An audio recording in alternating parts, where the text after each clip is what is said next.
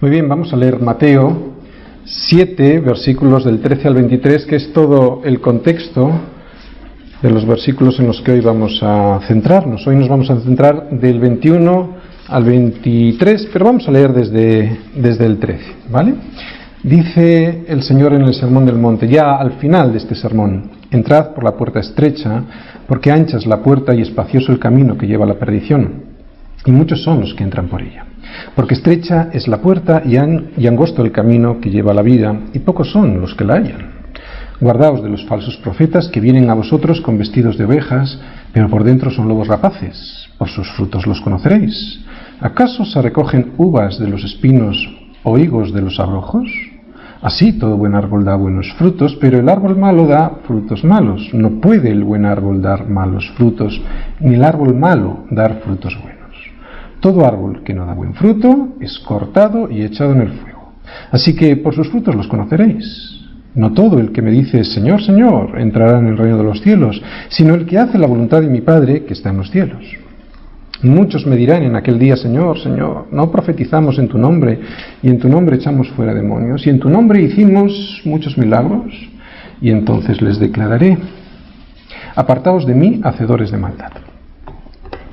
Muy bien, el domingo anterior veíamos, hace 2 domingos, o hace 2 predicaciones, mejor dicho, veíamos que había un principio. Eran los versículos primeros que hemos leído del 13 al 14. ¿Cuál era el principio? Era el de la puerta estrecha y del camino angosto. Era: entrad por la puerta estrecha, porque ancha es la puerta y espacioso el camino que lleva a la perdición, y muchos son los que entran por ella.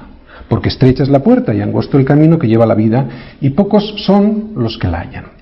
Este era el principio, que luego el Señor nos iba a desarrollar. Aquí veíamos que un nacido de nuevo solo entra por la puerta estrecha, que es Jesús, ¿no? Pero que también tiene que estar andando por un camino que es angosto. Esto se comprueba ¿cómo? Pues examinándonos a nosotros mismos, ¿no? A ver, como nos decía Pablo, examinaros a vosotros mismos, a ver si es que estamos en este camino estrecho.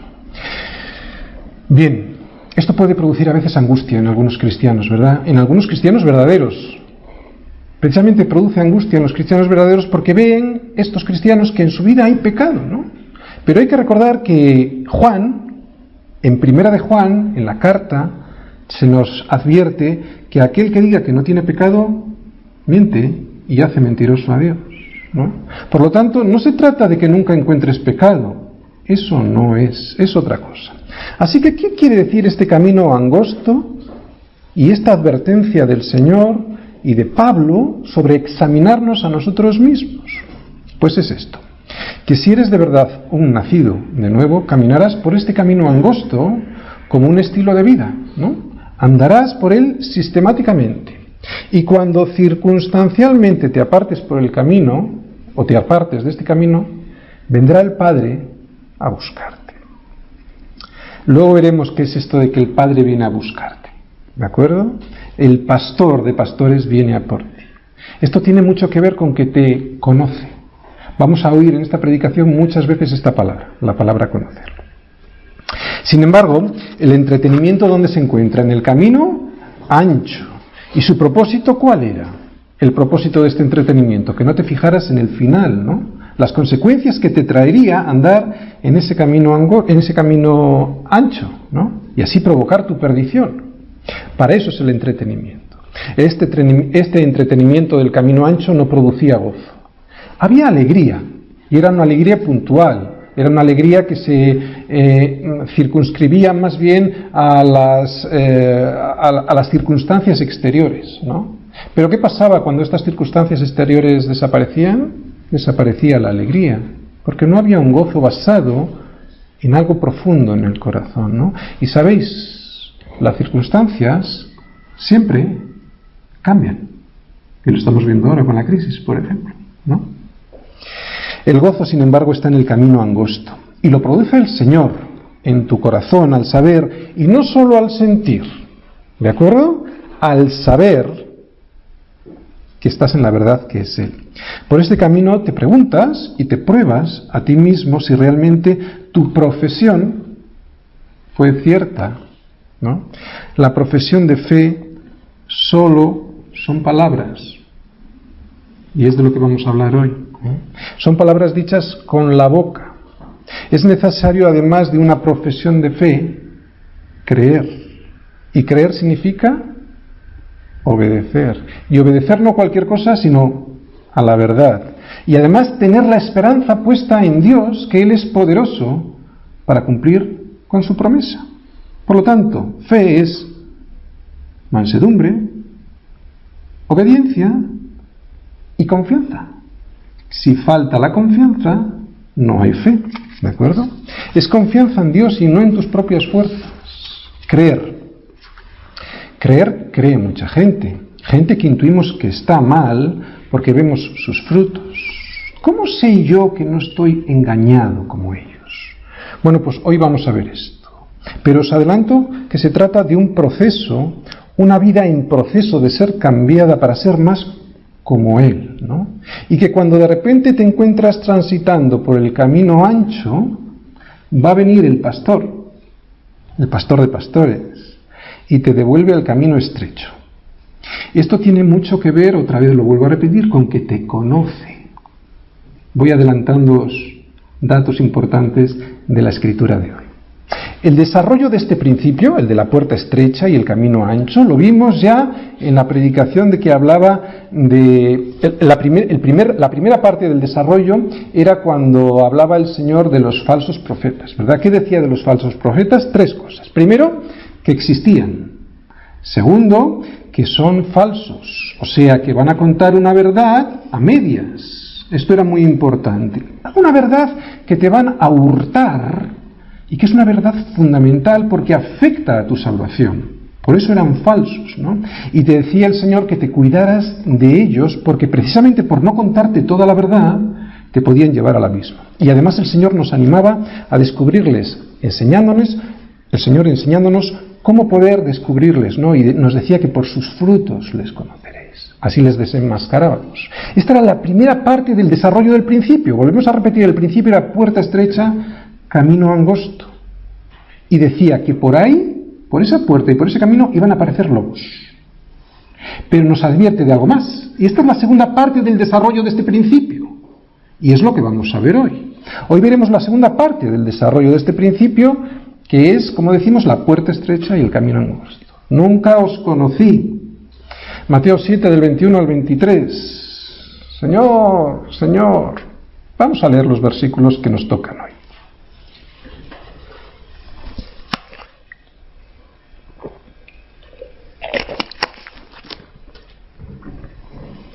Mateo 7:21. No todo el que me dice Señor, Señor entrará en el reino de los cielos, sino el que hace la voluntad de mi Padre que está en los cielos. Muchos me dirán en aquel día, Señor, Señor, ¿no profetizamos en tu nombre, y en tu nombre echamos fuera demonios, y en tu nombre hicimos muchos milagros? Y entonces les declararé, nunca os conocí, apartaos de mí, hacedores de maldad. Mirad, es muy evidente que hay una íntima conexión entre estas dos partes del desarrollo, entre los falsos profetas y los falsos seguidores, ya que Jesús pasa de los falsos profetas a los falsos profesantes. Todo el mundo quiere ver lejos a los falsos profetas, pero pocos quieren escuchar a los verdaderos. Resultado, tendrán falsos profetas. No solo son los falsos maestros los que nos hacen difícil transitar por el camino angosto. Vuelvo a repetir, el principio era el camino angosto, la puerta estrecha y el camino angosto. Y el Señor nos advierte, hay falsos profetas que te dificultarán este camino, pero no solo va a dificultarte el camino estos falsos profetas, ahora viene una segunda advertencia, hay algo más, ¿no? Algo más también que te puede hacer complicado transitar este camino angosto. ¿Quién es? Pues tú mismo. Tú mismo que te puedes estar engañando, estar trágicamente engañado, autoengañado. ¿Recordáis aquel versículo de Jeremías que leímos hace varios domingos? Jeremías 5:31. Y los profetas profetizaron mentiras, y los sacerdotes dirigían por manos de ellos, y mi pueblo así lo quiso. ¿Qué pues haréis cuando llegue el fin? Y mi pueblo así lo quiso. Quiere decir que nosotros tenemos algo que decir con respecto a nuestra situación, No solo con respecto a los falsos profetas, sino también con respecto a nuestro autoengaño, ¿no? Porque esta situación de estar autoengañados puede consistir en declarar algo que es cierto con la boca, pero nuestro corazón estar lejos de él. Vamos a volver a leer los versículos de hoy para ver una estructura que yo creo que el Señor nos quiere enseñar en estos versículos, y también vamos a ver las palabras clave de estos 3 versículos, las palabras más importantes, las palabras llave para entender perfectamente las palabras del Jesús y además la advertencia que Él quiere darnos. ¿Cuál es la estructura de estos 3 versículos? Pues primero, hay una advertencia. Versículo 21, ¿cuál es la advertencia? No todo el que me dice Señor, Señor entrará en el reino de los cielos, sino el que hace la voluntad de mi Padre que está en los cielos. Luego hay un desarrollo, una explicación sobre esta advertencia. Dice, versículo 22, muchos me dirán en aquel día, Señor, Señor, ¿no profetizamos en tu nombre y en tu nombre echamos fuera demonios y en tu nombre hicimos muchos milagros? Aquí hay una explicación. Y luego hay una conclusión, versículo 23, y entonces les declararé, nunca os conocí, apartaos de mí, hacedores de maldad. Hemos visto la estructura, ¿de acuerdo? De los 3 versículos hay una advertencia, versículo 21, hay un desarrollo, versículo 22, y hay una conclusión, versículo 23, pero hay 3 palabras fundamentales y es donde nos vamos a centrar hoy. La primera es decir, la segunda, hacer, atención, no cualquier cosa, sino la voluntad de mi Padre, y la tercera es conocer. Nunca os conocí. Conocer, esta palabra es clave, la palabra llave de todo este pasaje. Sin entender qué quiere decir Jesús con esta palabra, no entenderemos nunca la advertencia del Señor en estos versículos. Porque esta palabra, ¿sabéis lo que va a pasar? Es la que va a decidir si nuestro decir y nuestro hacer ha sido correcto. ¿De acuerdo? Bien, el Señor, después de que ha colocado un corazón nuevo en nosotros, un corazón de carne y no de piedra, nos anima a utilizar la mente, el intelecto. Ahora sí, ahora lo podemos utilizar. Ahora lo vamos a entender, ¿no? Porque antes nuestro intelecto, sin el nuevo corazón, la Escritura la veíamos como locura, ¿no? Ahora ya con un nuevo corazón podemos utilizar el intelecto que nos ayudará a discernir espiritualmente las cosas que son del Espíritu. Dios no te pide un suicidio intelectual cuando eres cristiano, todo lo contrario, va a potenciar tu mente, pero es siempre después de haber reconocido nuestra miseria espiritual, nuestra indignidad delante de Él. Él quiere que utilicemos nuestra mente ahora, después de haber dejado poner en nosotros un nuevo corazón. Es Él el que cambia nuestro corazón, es Él el que transforma nuestra mente. Pero hay que utilizarla. Y hoy lo vamos a hacer, ¿no? En la advertencia del versículo 21 veíamos 2 palabras clave, ya las hemos anunciado. Decir y hacer. Vamos a ver la primera. La primera palabra clave es decir.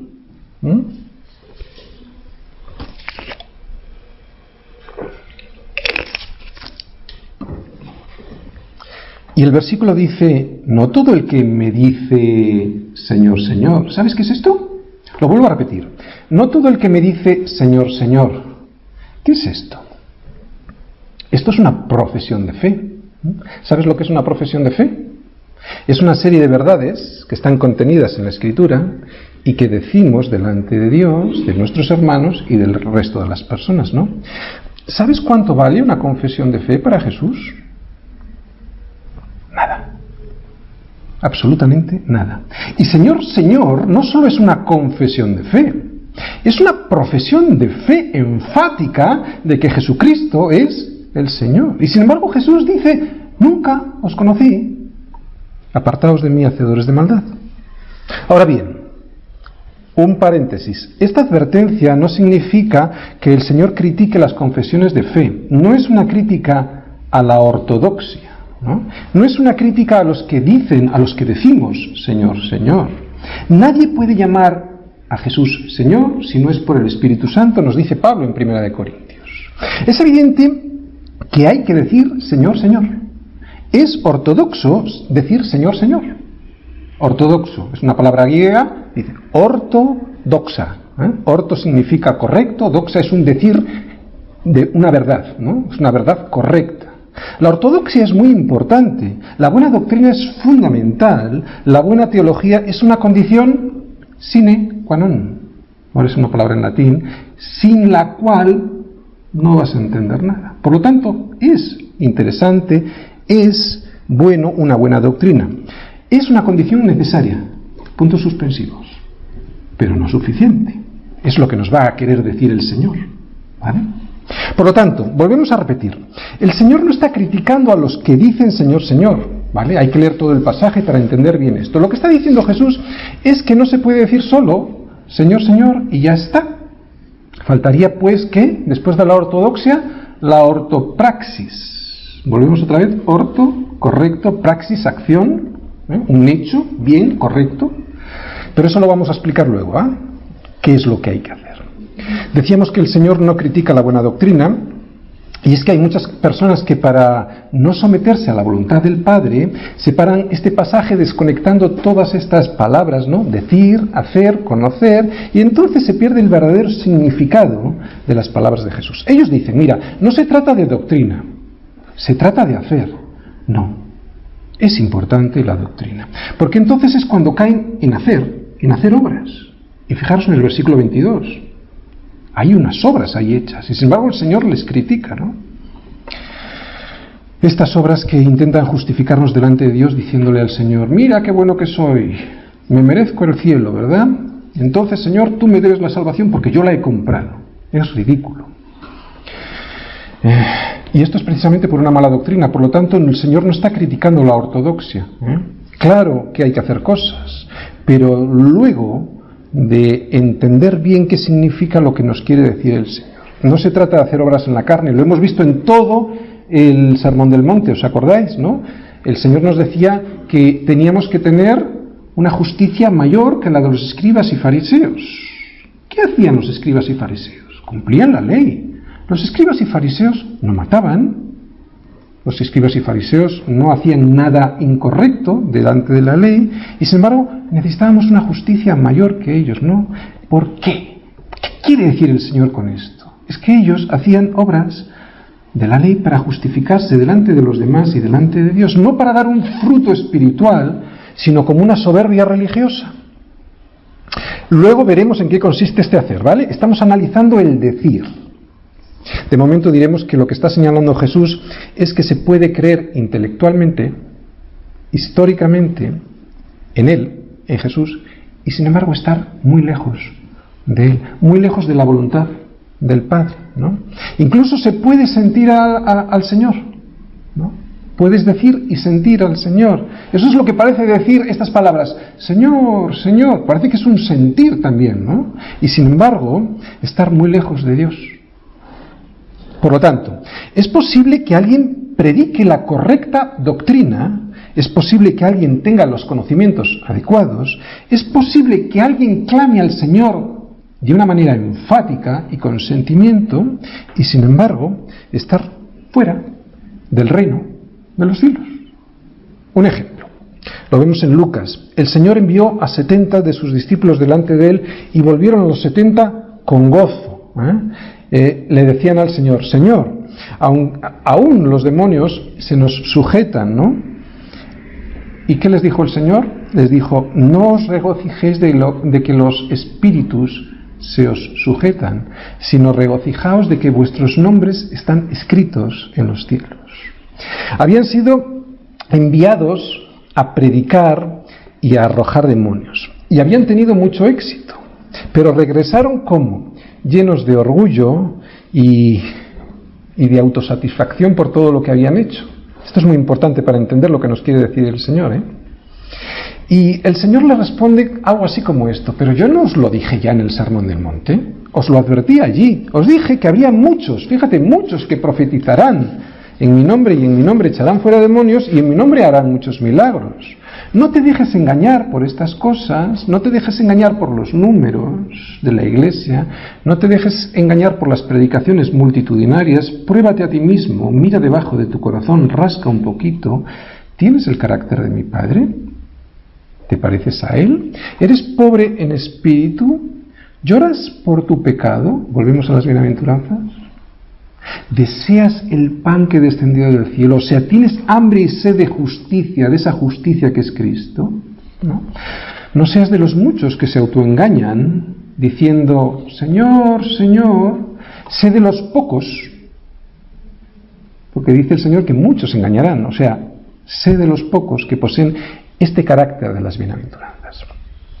Si eres de los pocos que se examinan a sí mismos, tendrás muchas posibilidades de ser de los pocos que no caen en el autoengaño.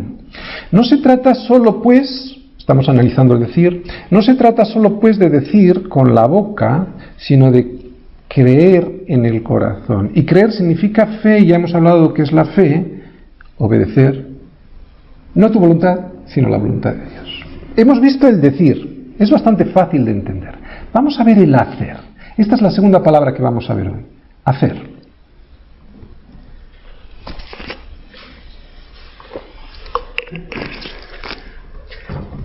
Bien, no es hacer cualquier cosa, evidentemente lo dice ahí, lo que pasa es que las personas a veces ven lo que quieren. Dice hacer la voluntad de mi Padre. Ahora el Señor nos va a decir que no hay que decir solamente, sino también que hay que hacer. Versículo 21.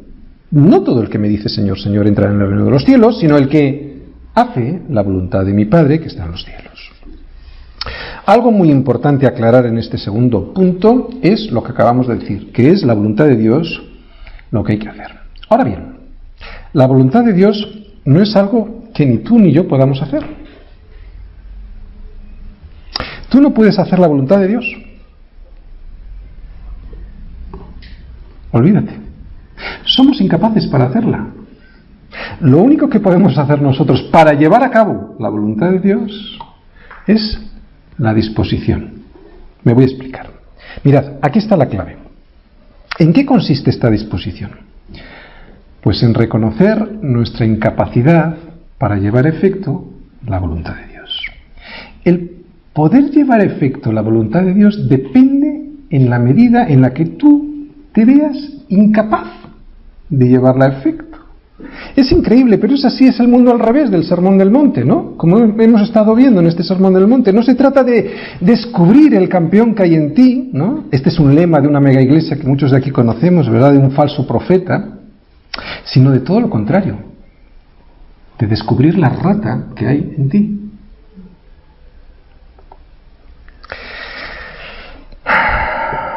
Esto consiste en la primera bienaventuranza. La primera bienaventuranza, ¿os acordáis? Bienaventurados los pobres en espíritu. ¿Qué tiene que ver esto con que descubras el campeón que hay en ti? Por toda la Biblia vemos que si nos presentamos delante de Dios como campeones, ¿el resultado cuál va a ser? El desprecio de Dios, ¿no? Como soberbios, como autosuficientes que en nuestras fuerzas podemos llegar a ver la voluntad de Dios. Dios, lo único que recibiremos de Él es su rechazo, porque Dios a los soberbios resiste. Lo dice Pablo, lo dice Pedro, lo dice Santiago, lo dice en Proverbios, lo dice toda la Escritura. El Señor no espera de nosotros muchas fuerzas. Él sabe que en nosotros no hay ninguna capacidad para hacer su voluntad. Piénsalo un poquito. No hay en nosotros ninguna capacidad personal para hacer su voluntad. Él sabe esto, ¿no? Por lo tanto, ¿qué es lo que espera de nosotros? ¿Os acordáis? Dependencia. Dependencia no parcial. Dependencia absoluta. Y dependencia absoluta es tener la disposición de querer recibir todo de Él. Significa clamar desesperadamente a aquel que ya ha vencido para que nos otorgue su bendición a nuestra vida, para que hagamos su voluntad y no mi voluntad. Hacer esto es todo lo contrario de la soberbia de descubrir el campeón que hay en ti. Así que hacer, estamos en la palabra hacer, ¿vale? Hacer es algo que puedes llevar a cabo en tus fuerzas, sí. Pero hacer la voluntad de Dios, que es diferente, eso no. Eso no es algo que tú y yo podamos hacer en nuestras fuerzas, y solo la podremos llevar a cabo cuando primero nos despojemos de todo orgullo. Por lo tanto, hasta que no nos despojemos de todo orgullo, como se despoja de todo orgullo un mendigo que necesita comer y para pedir pan se despoja del orgullo y levanta su mano clamando por pan, de esa misma manera seremos saciados nosotros. Solo en ese momento podremos ser saciados, ¿no? Podremos ser saciados por el mundo, pero jamás tendremos la saciedad que da Dios a aquellos que tienen hambre y sed de su justicia, si no nos despojamos de nuestro orgullo. Hambre y sed del pan que descendió del cielo. ¿Quién es? Jesús, Cristo. Su justicia, hambre y sed de justicia. Cuando clames eso, serás saciado. Resumiendo, si la voluntad de Dios no es algo que podemos hacer por nosotros mismos, ¿cómo la podremos llevar a efecto? Bueno, pues cuando pongamos primero la disposición para reconocer que somos incapaces, esa disposición de reconocer que somos incapaces dependerá del grado de bendición que Dios otorgará a tu vida, ¿no? Será entonces cuando lo que será imposible para ti será posible para Dios. ¿Veis cómo toda la Escritura encaja perfectamente? Él te está diciendo que es imposible. Pero si tú muestras tu disposición, dice, lo que para ti es imposible, para mí es posible. Bien, para explicar mejor en qué consiste este segundo concepto, el de hacer, pero no hacer cualquier cosa, sino hacer la voluntad de Dios, y cómo podemos hacerla, vamos a entrar en el tercer concepto y el más importante desde mi punto de vista. La palabra era conocer, y está en el versículo 23.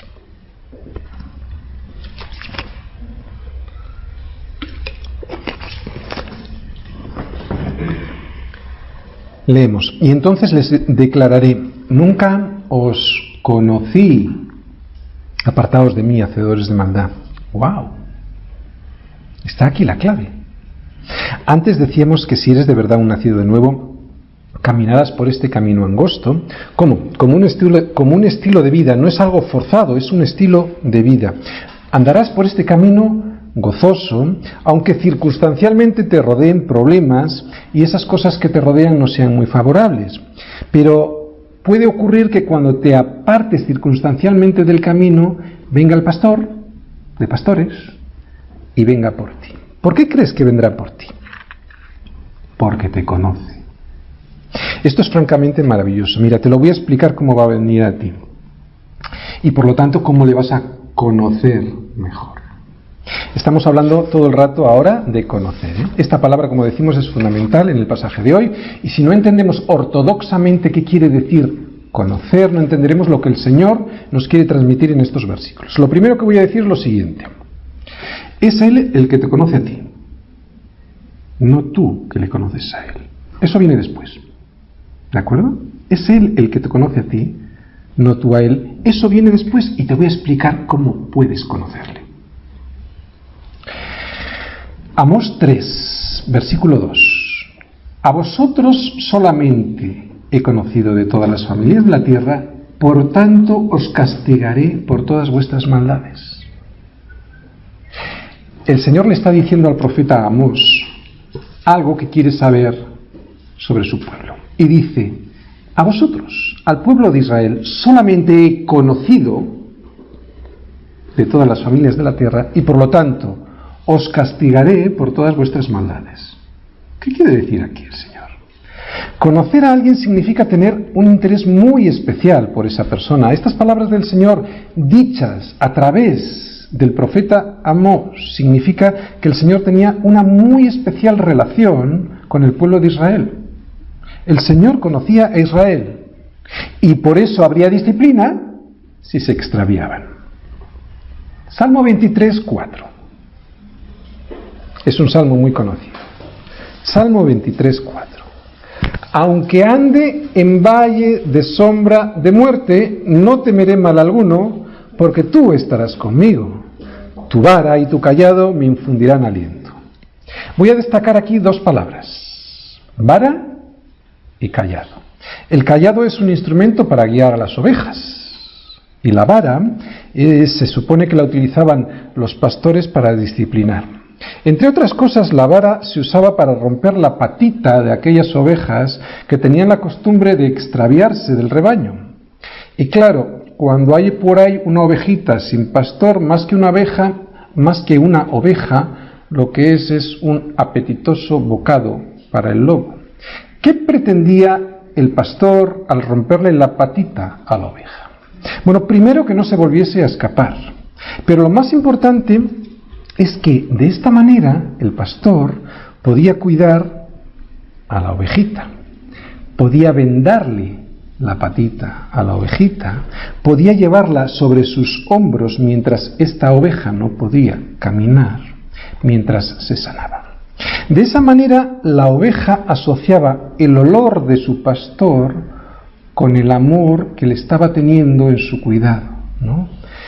En el interés que el pastor le estaba poniendo en cuidarla. Así, esas ovejas a las que el pastor le rompía la pata de forma deliberada, para que no se escapasen, terminaban siendo las ovejas más fieles, las más leales al pastor. Yo sé que esto suena mucho a algunos que estamos aquí, porque han sentido esa experiencia de ser ovejitas perniquebradas. Es doloroso, pero es la mejor forma de conocer, estamos hablando de conocer, ¿sí? Es la mejor forma de conocer el olor de Dios. Y este conocimiento del olor de Dios hace que dejes de correr por ahí metiéndote en agujeros de los cuales no puedes salir y a donde va a llegar el lobo para arrebatarte la vida. Dios permite estamos hablando de conocer. ¿Y cómo conocer a Dios? ¿Y cómo Dios permite que le conozcas bien? Permite esto Dios en tu vida para que aprendas bien y para que le conozcas mejor, para que nunca te apartes de ese camino de su justicia, ¿no?, que ha sido preparado por el Padre para ti. Un camino que se transita no para divertirse y entretenerse, así por sistema, sin ton ni son, sino para crecer en santidad. Y es entonces cuando creces en santidad viene el gozo que es permanente y que no tiene nada que ver con las circunstancias que te rodean, ¿no? El vivir una vida con propósito es lo que produce gozo, porque sabes de dónde vienes y sabes hacia dónde vas, ¿no? El propósito por el cual fuimos creados nos producirá gozo. Juan 17:3, ¿qué dice ahí? Y esta es la vida eterna, que te conozcan a ti. ¿Qué es lo que produce vida eterna?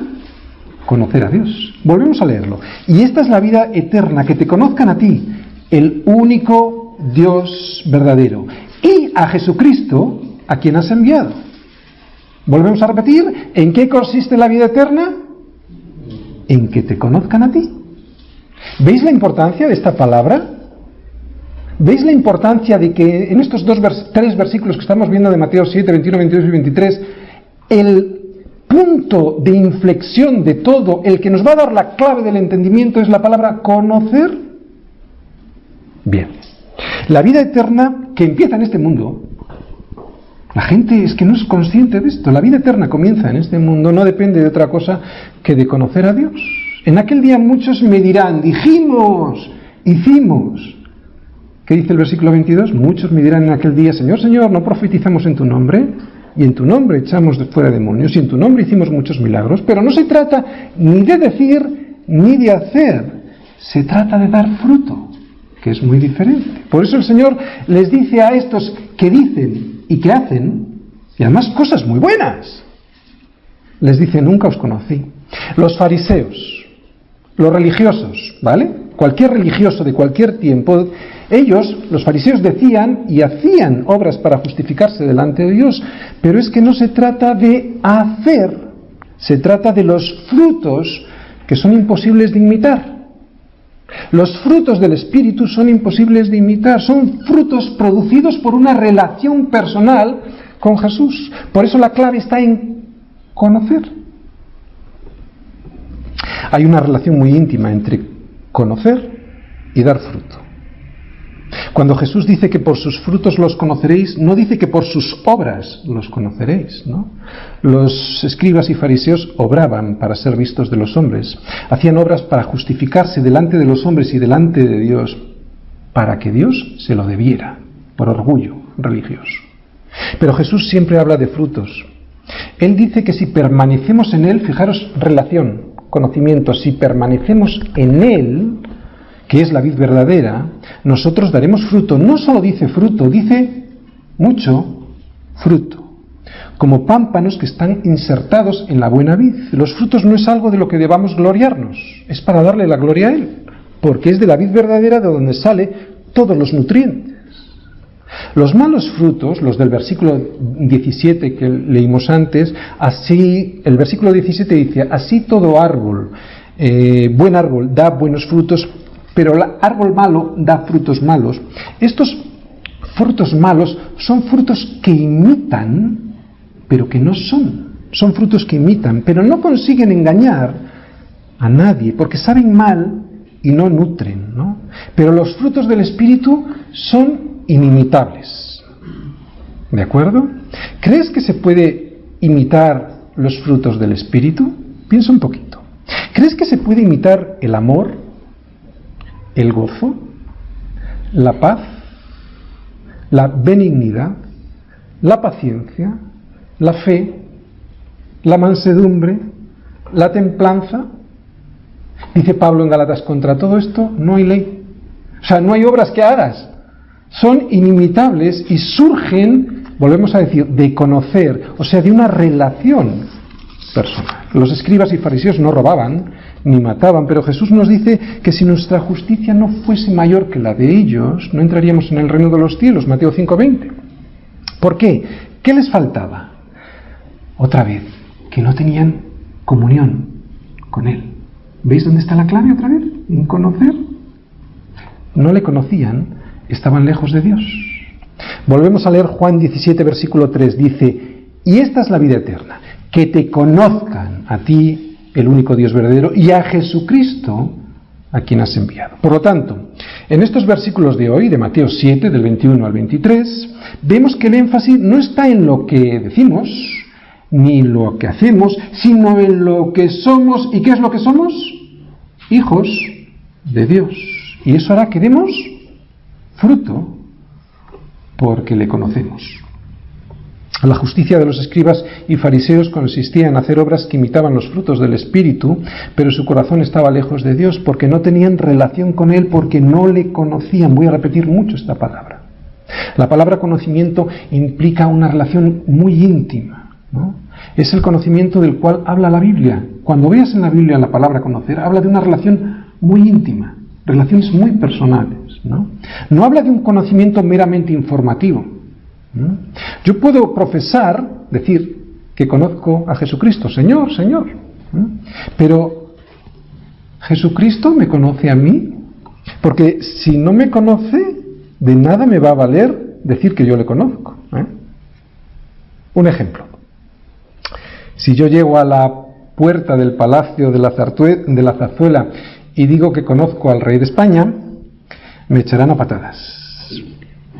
Pero será muy diferente si en ese momento que me están echando a patadas sale el rey y le dice a la Guardia Real, ese es Tony, yo le conozco, dejarle entrar. No se trata de conocer intelectualmente o históricamente. Yo conozco informativamente hablando al rey de España, pero de eso no me vale de nada para entrar en el reino de los cielos. ¿Entendéis lo que quiero decir? Si él no me conoce.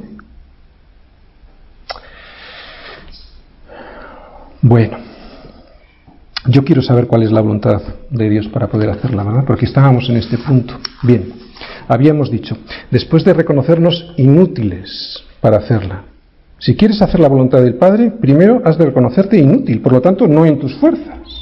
Y de querer tener una relación íntima y personal con Él a través de Jesucristo, la respuesta la encontramos en el Evangelio de Juan, capítulo 6, versículos 28 y 29, y también en el 40. Fijaros, ahí tenemos la respuesta para hacer la voluntad de Dios. Juan 6, 28 y 29. Dice, entonces le dijeron, ¿qué debemos hacer para poner en práctica las obras de Dios? Respondió Jesús y le dijo, esta es la obra de Dios, solo hay una, que creáis en el que Él ha enviado. Versículo 40. Otra vez lo vuelvo a decir. Y esta es la voluntad del que me ha enviado, que todo aquel que ve al Hijo y cree en Él, tenga vida eterna, y yo la resucitaré en el día postrero. La palabra clave ahí es creer. ¿Quieres hacer la voluntad del Padre? ¿Cuál es la voluntad del Padre? Pues que creas en su Hijo, pero no es un creer formal o histórico. ¿Crees que Jesús es tu Señor? Entonces, ¿dónde está su honra? ¿Por qué me dices, Señor, Señor, y no haces lo que yo te digo? ¿Por qué me dices, Señor, Señor, si cuando tienes que tomar una decisión sobre tu trabajo, o sobre tus negocios, o sobre tu familia, o sobre con quién te casas, o sobre con quién te asocias en un negocio, haces lo que te da la gana sin consultarme? Porque eso es creer, eso es tener una relación. Tony, ¿por qué me dices Señor, Señor, si tú eres el que señorea sobre tu cuerpo, sobre tu vida, sobre tus recursos, sobre tu tiempo? Lo único que nos debe importar es nuestra relación con Cristo, porque de ahí es de donde surgirán los frutos que harán que podamos hacer la voluntad del Padre. El versículo 23 vemos que Él es el juez. Fijaros, y entonces les declararé. Jesús, el juez, está en un juicio y declara una sentencia, y esta sentencia es condenatoria. Nunca os conocí. Y ahí está la clave, conocer. Apartaos de mí, hacedores de maldad. Por lo tanto, lo importante es lo que Él piensa de nosotros, y si Él piensa que no le conocemos, pues no le conocemos. Esta palabra conocer es muy fuerte, como hemos dicho, significa tener una relación íntima y muy especial con alguien hasta el punto de saber lo que esa persona piensa y quiere y le obedecemos. Nosotros deseamos hacer, cuando tenemos una relación íntima con alguien, deseamos hacer la voluntad de esa persona. Nosotros eso lo podemos saber ¿cómo? A través de la Escritura y del Espíritu Santo que nos ayuda a entenderla. A esos que el Señor desecha en el versículo 23 son aquellos que hicieron obras. Y si os fijáis en el versículo 23, eran obras muy buenas, ¿no? Perdón, el versículo 22. Y les desecha. E hicieron obras buenas, aparentemente, ¿no? Pero ¿sabéis por qué les desecha? Porque Cristo no tuvo nada que ver en esas obras. Fueron obras consultadas a su propio consejo, a su propia sabiduría, en sus propias fuerzas. Le conocemos y lo más importante, ¿nos conoce Él a nosotros? ¿Sabes cuándo nos conocerá? Cuando nos tenga a nosotros mismos, cuando tenga nuestro corazón. Jesús no solo quiere mi profesión de fe, mi confesión doctrinal, mis obras, me quiere a mí. Es un Dios celoso. Me quiere todo. No solo lo que digo y lo que hago, me quiere a mí. No puedo servir a Dios y las riquezas. Y aquí en las riquezas podéis poner lo que queráis, también el trabajo, lo que queráis. Yo no puedo servir a dos señores, no puedo tener mi corazón dividido, eso sería un corazón adúltero y Dios me desecha. El Señor te desea a ti y desea tu corazón, y eso significa que desea que tu obediencia. Dios no quiere nuestras ofrendas, ni nuestros sacrificios, quiere nuestra obediencia, nos quiere a nosotros. Te voy a llevar al primer libro de Samuel, y vamos a ver algo muy interesante ahí. Libro de Samuel primero, capítulo 15. Mirad. En los capítulos 13, 14 y 15 se ven, o nos narra Samuel, los tres pecados por los cuales el rey Saúl perdió su reino, por los cuales el rey Saúl fue desechado por el Señor. En el capítulo 13 habla de un pecado de impaciencia, no lo vamos a leer ahora, ¿vale? El capítulo 14 habla de un pecado de orgullo, y el capítulo 15, que es el que vamos a ver hoy, habla de desobediencia.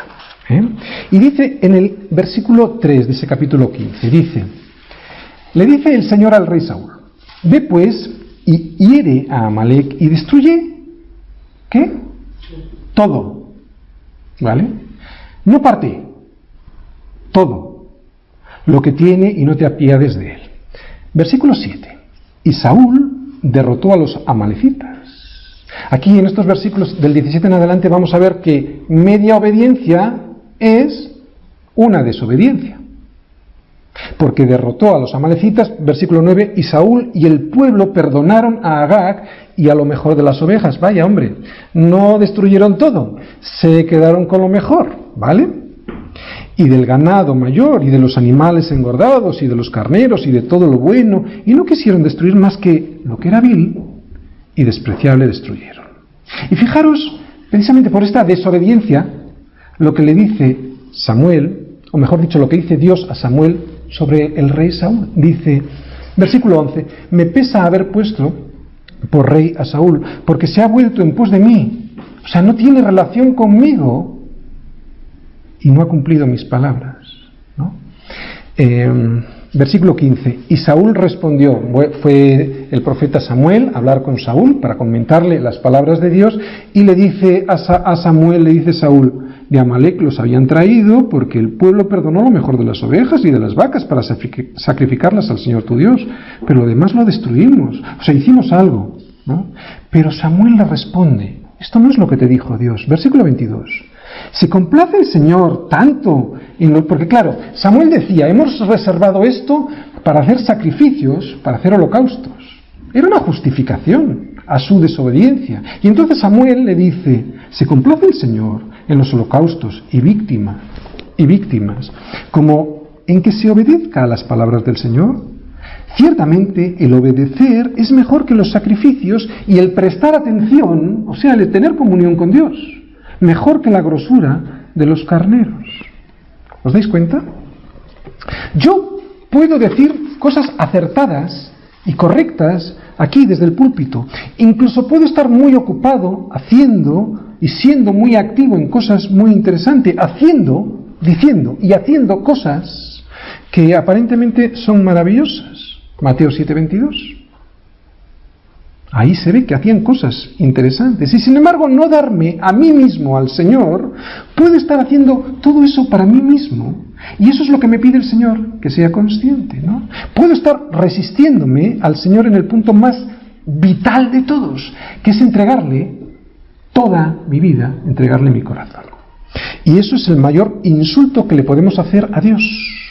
¿Qué puede ser más insultante, más ofensivo para Dios que decir, Señor, Señor, con mucho fervor, hacer cosas y sin embargo no ofrecerle verdadera fidelidad y sumisión? ¿Qué hay peor para un Dios? Y recordar que es un Dios soberano. Y si es soberano sobre tu vida.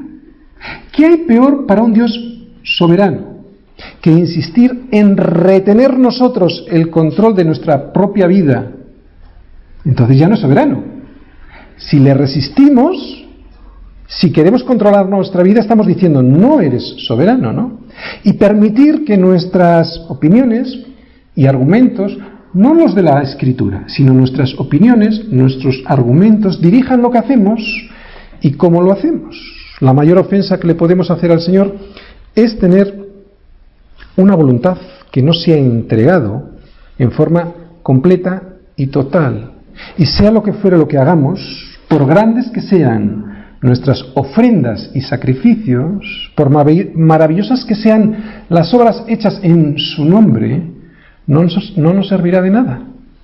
Versículo 23, entonces les declararé, nunca os conocí, apartaos de mí, hacedores de maldad. El Señor hace aquí, y ya termino, una aseveración contundente. Nuestro destino eterno depende de la obediencia completa. La neutralidad no es posible en boca de Jesús. Y para conseguir la obediencia completa, lo mejor es empezar diciéndole, Señor, no puedo. Lo mejor es decirle, hoy tan solo he venido a estar contigo, a compartir con mi Dios, a adorarte y darte gracias por todo lo que he hecho. Hoy he venido a estar contigo para que me digas por dónde debo de empezar.